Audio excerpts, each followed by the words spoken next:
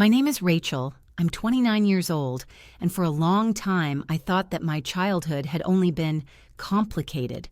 I didn't even know there was a word for it. It wasn't until I was an adult that I realized it had a name, and that my mother's silence wasn't innocence. It was choice. I grew up in a small town lost between plantations and silence.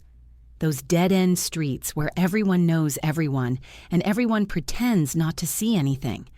Our house was tiny, made of old wood, with the smell of grease and an open Bible on top of the fridge. You could hear everything from every corner. My mother's prayers, the clanging of dishes, the creak of his door. And yet nobody seemed to hear when Ed called me into his room. He only did that when my mother went to church. Ed came into our lives when I was 7. My mother met him at a Tuesday service. He called himself a man of God, repaired air conditioning, and always wore those dress shirts that never creased. He had a very gentle manner and spoke like someone who was trying to convince people all the time. It was strange, but at the time, I just thought he was quiet. At first, he treated me well. He said I was too pretty to be the daughter of a woman alone. He'd bring me chocolate, run his hand through my hair. My mother thought it was cute. I thought it was just affection. When I was 9, he was already telling me to be quiet with a look. At 10, he started discreetly calling me into his room. Always after my mother had left with her Bible under her arm and her blue dress stuck to her body, saying she was going to seek God. The first time, he locked the door. He showed me a cartoon on TV. He offered me popcorn. Then he asked me to sit on his lap. He spoke softly, as if it was natural, as if I knew what he wanted. I didn't shout. I didn't understand. The second time, it hurt. And he still said it was love. He said that real men take care of their girls before others hurt them. Over time, it became routine. It was always the same pattern. My mother would go out. He'd wait 5 minutes, call me with that soft voice of someone who knows he's going to do something dirty. He'd close the door, turn the key, and that was it. The whole house could hear, but nobody listened. When I tried to escape once, I locked myself in the bathroom and stayed there until my mother came back. She knocked on the door angrily and asked what I was doing. I said I was feeling sick. She didn't even touch me. All she said was that I lived with drama. She never asked why. When I was 12, I started writing in an old notebook, not as a complaint. I didn't even know what a crime was. I just wrote to remember what had happened, because I lived so far outside my body that I sometimes doubted whether it was real. I wrote down dates, words, phrases, he said. It was a way of not disappearing from myself. One day, my mother came home from church early. I was locked in the bedroom with him. The radio was on loud. I heard the living room door opening and the sound of her heels on the floor. I froze. I thought that now she would see, that it would all be over. It wasn't. She knocked on his bedroom door, asked in a sweet voice if everything was all right in there. He replied, without even disguising it, "I'm talking to Rachel." She was sad, and she said yes. She said, okay, and went into the kitchen. She made coffee. She turned on the radio in the living room as if nothing had happened. That was the day I realized that my mother wasn't blind. She was an accomplice. The pain changes when you realize that. Until then, I still believed that one day she could save me, that all she had to do was find out. But there, in that coffee being strained, I realized she already knew, and she chose to do nothing. At 13, I started to change. I kept quiet in a different way. I stopped trying to avoid it. It was like leaving my body, as if I were someone else for a few minutes. He said I was growing up well. He gave me cheap presents, once a pair of fake earrings and a note, "You're my girl."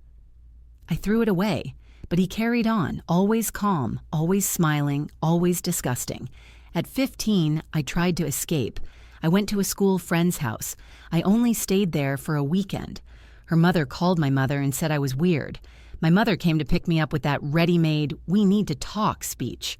They did. And for 3 months, he didn't touch me. But then he came back, more cautiously. Now he locked the door and left the radio on loud. When I was 17, I managed to convince my mother to let me take a technical course in another city. I said I wanted to work. That was a lie. I just wanted to breathe.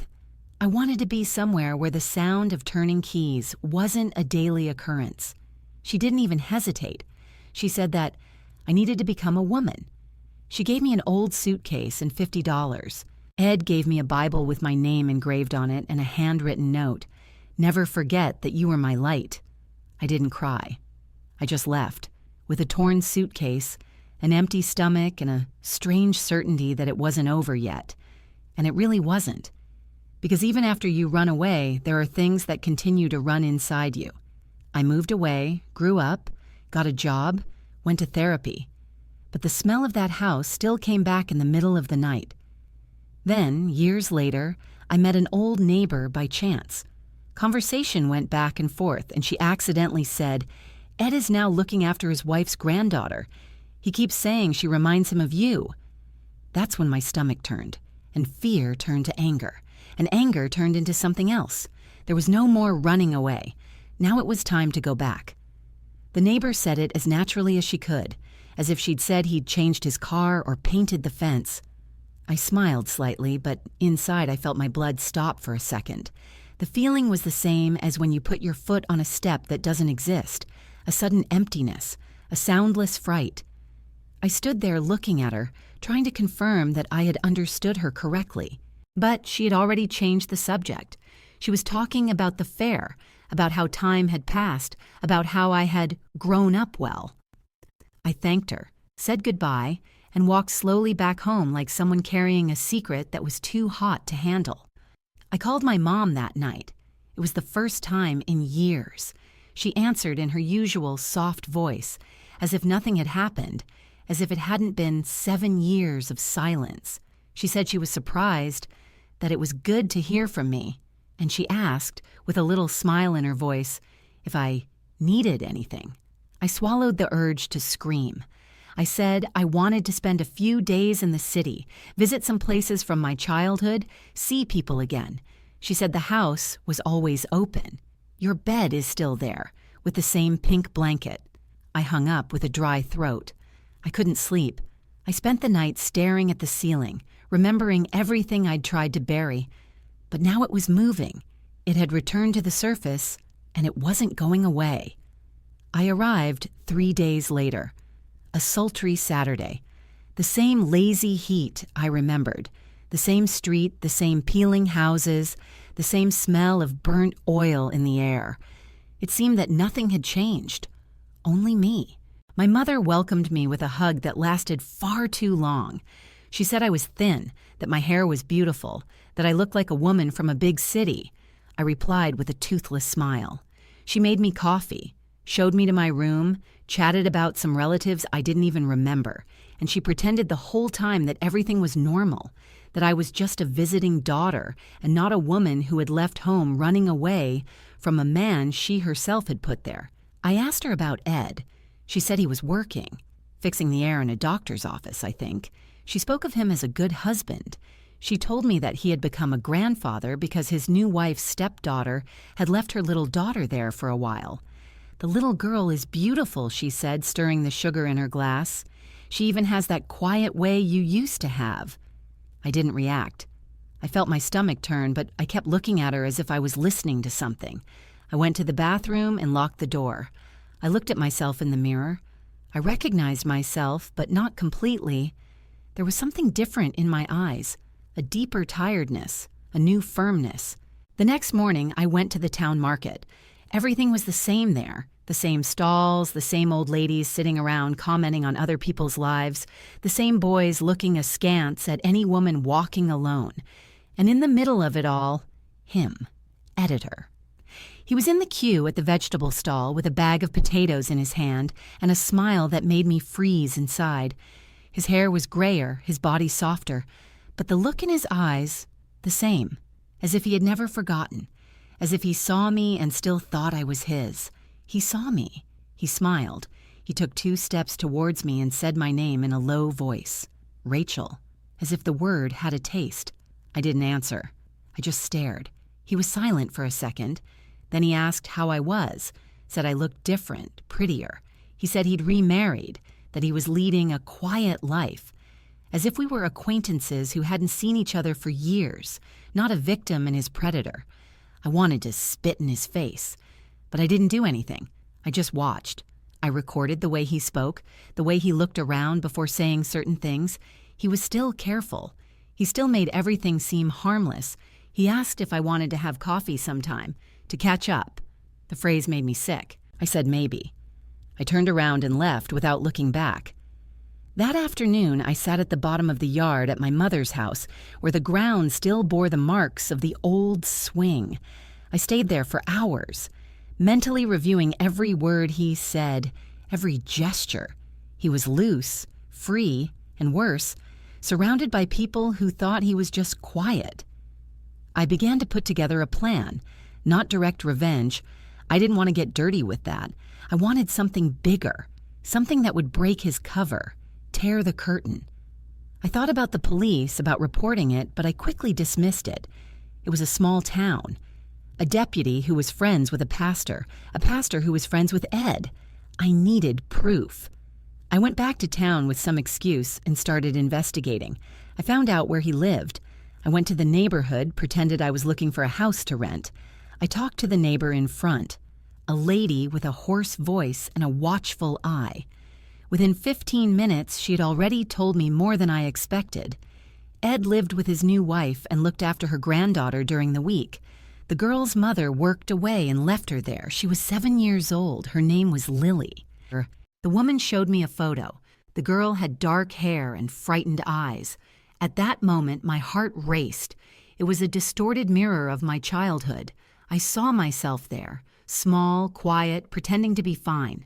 I didn't sleep that night, nor the next. I started writing down timetables, routines, everything I could. I went back to writing in a notebook, just like when I was a child, but now it wasn't so I wouldn't forget. It was to bring it down. I didn't know how yet, but I knew he wasn't going to do to someone else what he'd done to me, not while I was breathing. What hurt me most was to think that no one saw, that he was still the quiet man from church who helped the neighbors with their air conditioning and took Lily to the park at weekends. Everyone saw that, nobody saw the rest, but I did, and now I was there. I was back, no longer to escape. This time, it was to finish what had never been started. I began to follow in his footsteps with the same care he used to hide what he was. I had no idea where this was going, but I knew I couldn't stand still any longer. Every day I waited was another day Lily was alone with him. And I knew that pattern. I knew how it started. I knew how he prepared the ground. I watched for almost a week. He would take Lily to school in the morning and pick her up in the evening. He was never late. He always stopped at the same place, near the blue fence, and waited inside the car with his arm out of the window. He wore the same sunglasses from the 2000s, as if time had frozen on him. Sometimes he went to the bakery, bought a carrot cake with thick icing, and told the clerk that it was for the girl at home. Everyone treated him well. Mr. Ed, the man of faith. That's what they called him. And I, outside, felt a bitter taste in my mouth every time I saw that theater being applauded. I decided I needed to talk to someone on the inside, someone who wasn't blind or conniving. I remembered the school principal, a strict woman who always had a reputation for not swallowing everything. I waited for her to leave, introduced myself as a former student from the area, and said I wanted to donate some materials. That was a lie. I wanted to come in, see the routine, feel the atmosphere. She greeted me with a certain amount of suspicion, but let me go in with her to the little room at the back. I stayed there for a few minutes, looking at the murals, the children's drawings, the photos of events. And there, in the right-hand corner, was Lily, an ordinary school portrait. But the look wasn't that of a child. It was the same look that my mirror reflected years ago, a weariness that shouldn't have existed at 7. I asked about her in a subtle way. I said that the girl looked familiar. The principal said little. She said she was reserved, shy, hardly spoke. She sometimes showed up with slight marks on her arm, but her grandmother said it was something a child does when they fall a lot. At that moment, the memory hit me like a stone. My mother used to say exactly the same thing when someone asked about the spots on my legs. I went home determined. I was going to record it. I needed something that no one could ignore. It wasn't enough to talk. I had to show it. I bought a small tape recorder and left it hidden at the entrance to the school. I took the audio of Ed talking to Lily on the way out. Just a few words. But the way he spoke to her, it was the same tone he used with me. Too gentle, too sweet, invasive in the guise of affection. I spent the next few nights trying to find out where he took the girl when they went out together. I searched for security cameras in nearby stores, talked to people in the neighborhood, made up excuses to talk to the delivery man at the corner pharmacy. I put pieces together. I mapped the routes. I found out that every Friday afternoon he stopped at a remote house on the edge of town. It was an old, abandoned place that used to be a tool shed. It now looked closed, but there were fresh tire marks on the driveway. It sent a chill down my spine. I waited for next Friday. I went earlier. I hid in the bushes next door, and I saw with my own eyes his car stop. I saw the door open. I saw Lily get out, head down, with a little colored backpack on her back. Ed opened the front door of the shed with a key. They went in. My heart was pounding so hard that I almost fainted. I had to hold my body against the fence to keep from falling over. I stood there for almost an hour, waiting. When they left, she looked sleepy. He carried her with the care of someone who wants to look good. It was the same way he put me to bed after the sessions, as if it was all love. That was enough for me. The next day, I went back to school. I spoke to the principal again. I showed her part of the audio. She paled. I asked her just to listen, nothing more. She listened. Then she fell silent. She said she would see what she could do, but that the city was difficult, that well-liked people were untouchable, that sometimes proof wasn't enough. I almost gave up. But as I was leaving, a teacher called out to me in the corridor.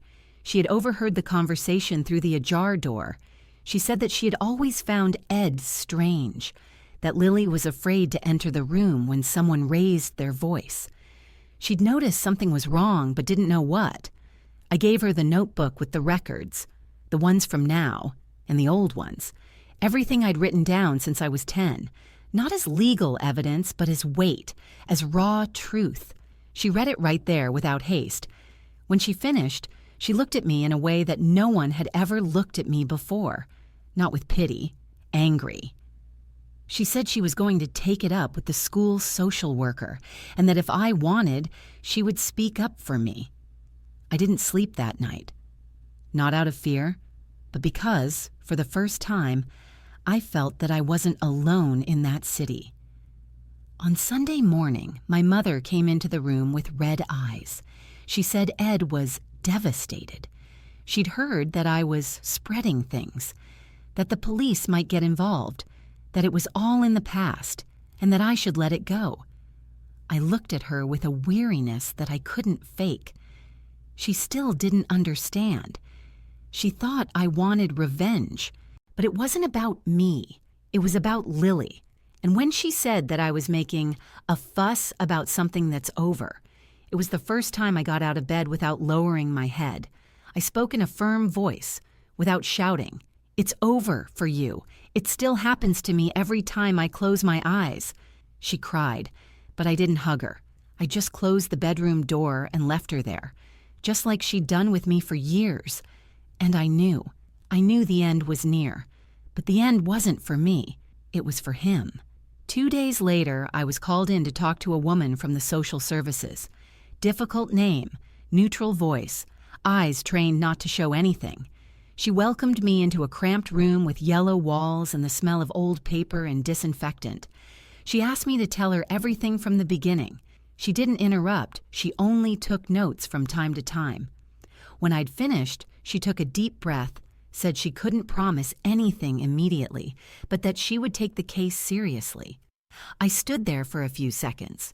I wanted to believe, but I'd learned not to expect much from promises made in a hushed voice. On the way out, I saw the teacher who had read my notebook.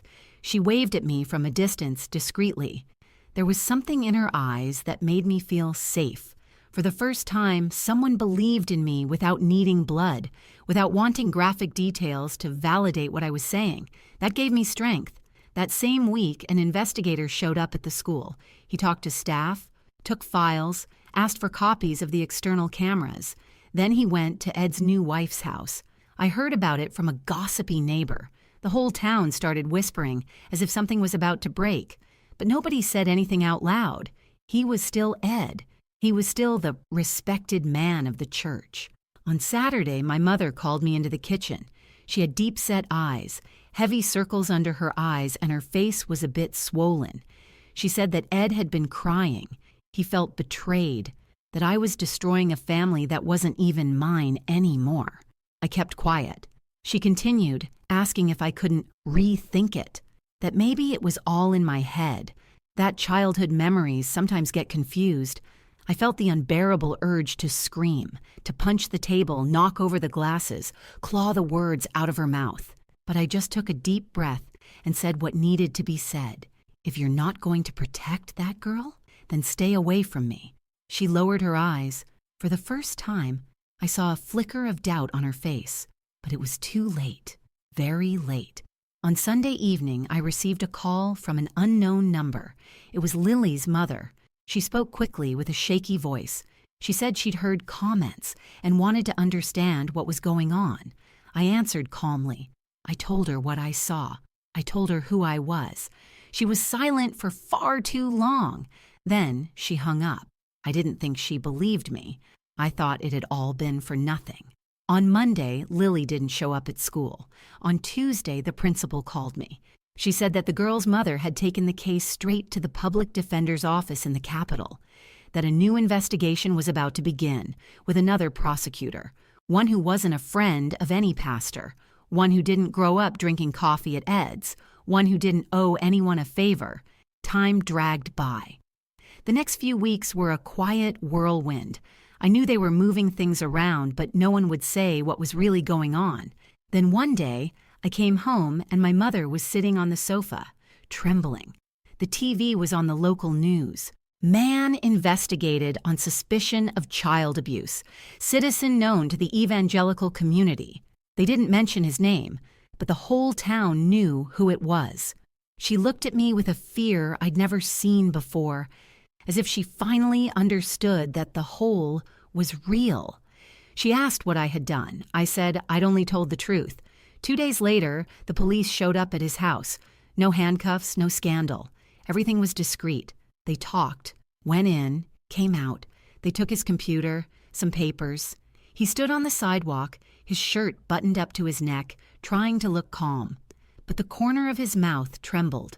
From then on, the mask began to fall. A school employee told him that he had already been reported years ago for inappropriate behavior with female students on an air conditioning maintenance course. But the case was hushed up. The principal of a former school said that he offered too much to take girls home. A neighbor told me that his first wife's stepdaughter had left the family without explanation. It was as if what I had done had opened up a hole where everyone began to dump loose pieces of a story that no one wanted to see in its entirety.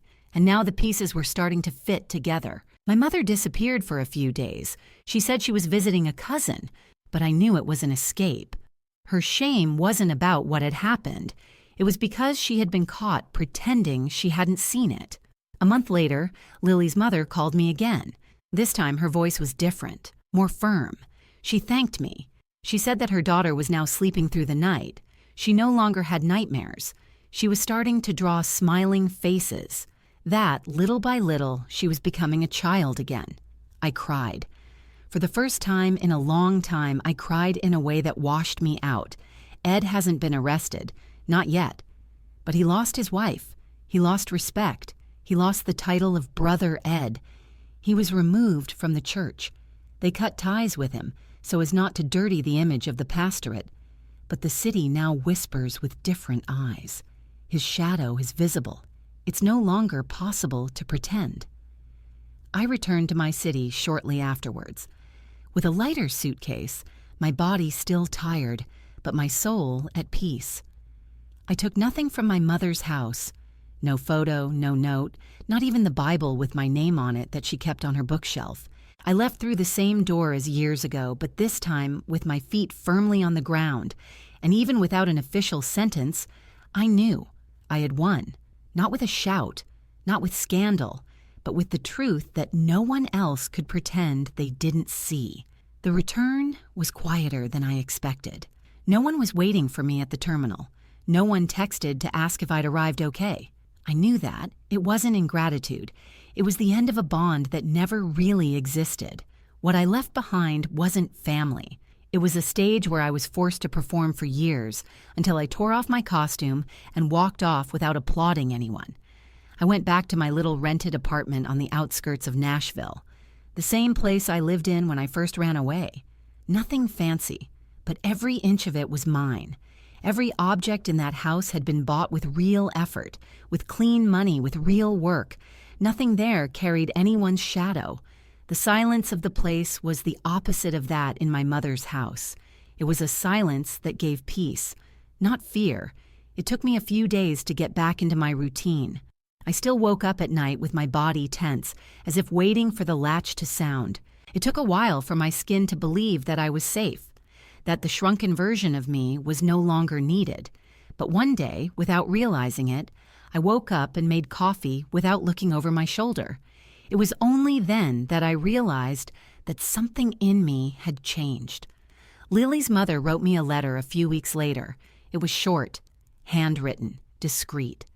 She said she didn't know how to thank me, that she knew I didn't do it out of gratitude or justice or wanting to be seen, that she had done it because she was the only one who knew how it started, and she was the only one who had the courage to stop. She said that now her daughter was laughing out loud, that she was starting to trust, that the other day she slept with the lights off for the first time. I read the letter 3 times. Then I put it in a box where my old notebooks used to be. That was the only memory I wanted to keep. The rest could disappear. The records, the notes, the dates. Everything that had once been necessary to keep me sane could now turn to dust. Going back to work was strange. The people there knew me very little. They knew almost nothing. They thought I was just a reserved woman who spoke little and smiled even less. But little by little, I allowed myself a little lightness. It wasn't joy that I felt, but a kind of warm lightness, a looser breathing, and that was enough. A colleague at work asked me out. He said he thought my voice was beautiful even when I only said good morning. I declined, politely. Not out of fear, I just wasn't ready. I still can't explain why, but he understood, and that surprised me. Not everyone wants to come in without knocking. Some people know how to wait outside. One Sunday, my mother called me. Her voice was slurred, trying to sound like she used to. She asked how I was. She said she missed me, that the house seemed empty. I listened, but I didn't answer. There was nothing to reply to. It was too late for nostalgia. She tried to change the subject. She said that Ed had left the city, that he now lived with a distant sister, that no one talked about him at Mass anymore, and that was the best thing to do. Forget. I remained silent for a few seconds.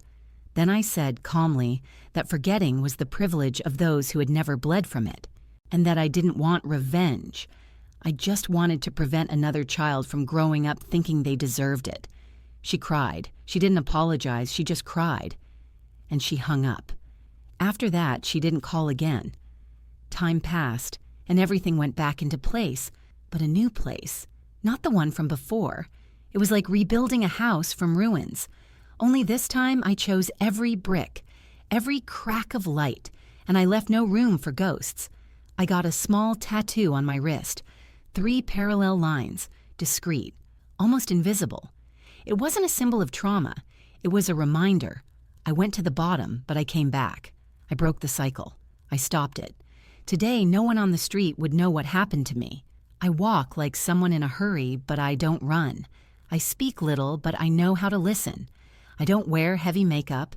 I like the sound of a newspaper on the radio, and I'm still afraid of very low lighting. But I've learned to sleep with the window open. I've learned that the world won't come in and destroy me if I leave the curtain drawn. Lily has grown up a bit. The last I heard, she asked to have her hair cut in the same way as her teachers. She said she wanted to be someone who cares. She said she wanted to be someone who takes care of others. I smiled to myself when I heard that. Maybe one day she'll figure it all out. Maybe she won't. But even if she never knows my name, she'll live differently. And that's enough. I never wanted them to know my whole story. I don't want to become an example or inspiration. It all hurts too much to fit into a post about overcoming. I just want to move on with a clear conscience, with my soul in silence, and with the certainty that I did what no one did for me. In the end, it wasn't revenge. It was justice, taken into my own hands, without having to raise my voice. And that, for me, was enough. If this story has made you feel something, even in silence, share it with me. Knowing that you've reached out makes a difference. A comment or a like is just a small gesture, but sometimes it's all a story, needs to keep being told.